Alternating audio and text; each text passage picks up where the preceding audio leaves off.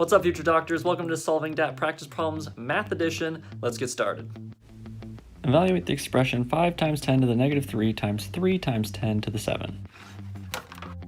To start off, 5 times 3, which is 15. Then we take 10 times negative 3 times 10 to the 7th, which I know is 10 to the 4th. Now, how do I know that? Because of the product rule.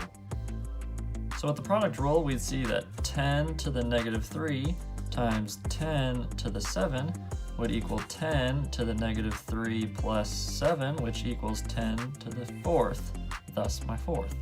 Now you notice that 15 is not an option, so we need to make this 15 a 1.5. You'll quickly see that 15 is simply 1.5 times 10. So then we have 1.5 times 10 times 10 to the 4th, which is 1.5 times 10 to the 5th, which is D. What's up, future doctors? Let's solve some math problems.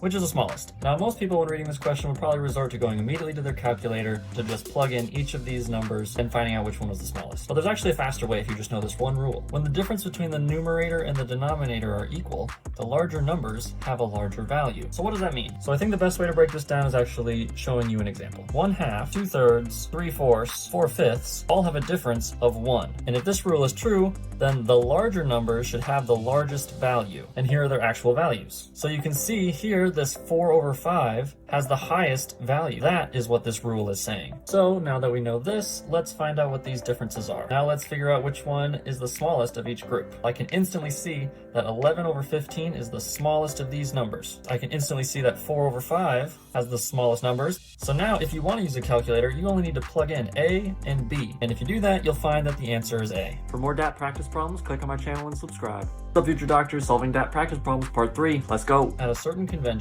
the ratio of men to women was 3 to 8. If 352 people are at the convention, how many are men? So to solve this problem, all we need to know is how a ratio becomes a fraction. So ratios are nothing more than simply breaking a group into smaller groups. For example, a ratio of 1 to 1 is splitting a group perfectly in half. So how do we go from 1 to 1 to 1/2? It's actually really simple. If we add these two numbers up, that gives us the total number of groups that we have. So in other words, this would be 1/1 plus 1, and this side would be 1/1 plus 1. Thus, 1/2 to 1/2. So for this problem, we have a ratio of 3 to 8, which means 3/3 plus 8 are men, and 8/3 plus 8 are women. Or in other words, 3/11ths are men, and 8/11ths are women. Now we know there are 352 people here total, so all we need to do is 352 times 3/11, and that will give us 96. For more DAT practice problems, click on my channel and subscribe.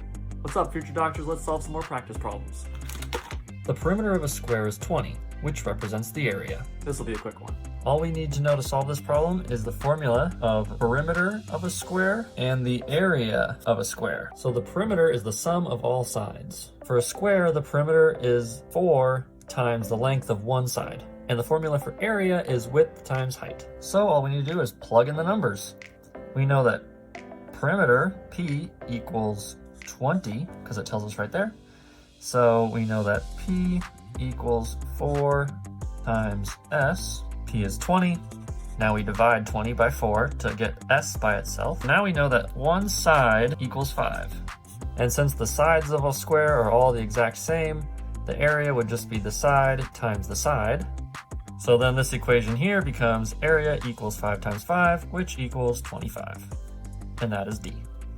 What's up, future doctors? We're back again solving more DAT practice problems. Let's go. What is the approximate value of this? This one looks intimidating, but it's really not too bad once you break it down. So first, if we tackle 0.01 squared, that's just 0.01 times 0.01. And if you immediately don't know what to do about that, you can think of it like this. 0.01 times 1 equals 0.01. 0.01 times 0.1 equals 0.001. And then finally, moving that decimal point over one more time to give us this 0.01 times 0.01, we get 0.0001. Now for the second piece, you just need to recognize that 0.16 looks like the square root of 16, and the square root of 16 is 4, so the square root of 0.16 is 0.4. 0.4 plus 4.5, which equals 4.9. So this top part becomes 0.000, and that 1 times 4.9, 9.003, which will give us 0.163. For more DAT practice problems, click on my channel and subscribe.